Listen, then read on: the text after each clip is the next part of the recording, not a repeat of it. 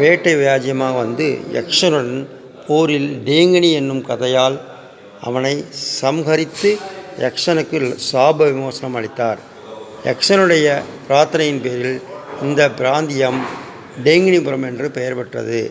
கண்கவரின் பிரார்த்தனைக்கு இணங்க ஸ்ரீதேவி பூதேவி சகிதம் அப்ரக்திகு திருமேனியுடன் பேட்டராய சுவாமி வேட்டையாடிய பிராணி என்னும் திருநாமத்துடன் சேவை சாதித்தார்.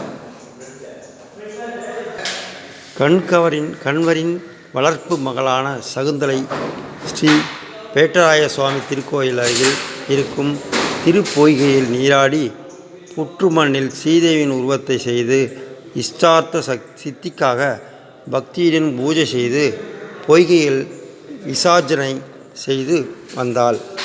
பல நாள் தொழுதபின் ஒரு தாமரையின்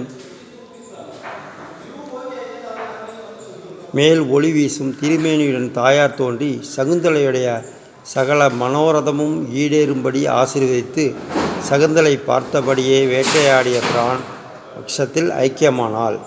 வேட்டையாடிய பிரானை முறைப்படி மணந்து ஸ்ரீ சௌந்தர்யவல்லி என்னும் திருநாமத்துடன் சுவாமியுடைய சன்னதியில் வலதுபுறத்தில் சாந்தியம் கொண்டார். தனுர்கிரிக்கு செல்லும் வழியில் திருவேங்கடமுடையான் யக்ஷனுக்கு சாப விமோசனம் அளித்த இடத்தில் தாரி வெங்கடேஸ்வர சுவாமி என்ற திருநாமத்துடன் எழுந்தருளி பக்தர்களுக்கு சேவை சாதித்தார்.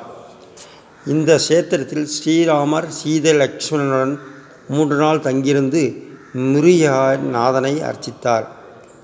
இதனை அறிந்து அகோபிலத்திலிருந்து லக்ஷ்மி சமேதராய் ஸ்ரீ நரசிம்மர் எழுந்தருளி வேட்டையாடிய பிரானை அர்ச்சித்து இங்கு நரசிம்மகிரியில் குகையில் எழுந்தருளியுள்ளார். இதன் பின் கைலாயத்திலிருந்து சிவபெருமான் எழுந்தருளி ஆகேடநாதனை அர்ச்சித்து கோட்டையில் தேவராஜ்ய சுவாமியாக எழுந்தருளியுள்ளார். பிற்காலத்தில் பிரம்மவேசிகளால் இந்த கோயில் சிதிலமடைந்து காடாகி பெருமாள் தாயார் புற்றில் மறைந்தனர். அர்ஜுனன் சேத்திரமாகிய இந்த சேத்திரத்துக்கு வந்தபோது பெருமாள் சொப்பனத்தில் தோன்றி சிதிலமான கோயிலை ஜீர்ணோத்தரம் செய்ய ஆணையிட்டதால் அதன்படியே அர்ஜுனன் கோயிலை ஜீர்ணோத்தரம் செய்து ஸ்ரீ சௌந்தர்யவல்லி நாயகி சமேத பேட்டராய சுவாமியின் அருள் பெற்றார். இது எம்பெருமான் சம்பிரதாயத்தை சேர்ந்த பஞ்சாத்த ஆக விதிகளை பின்பற்றும் கோயிலாகும்.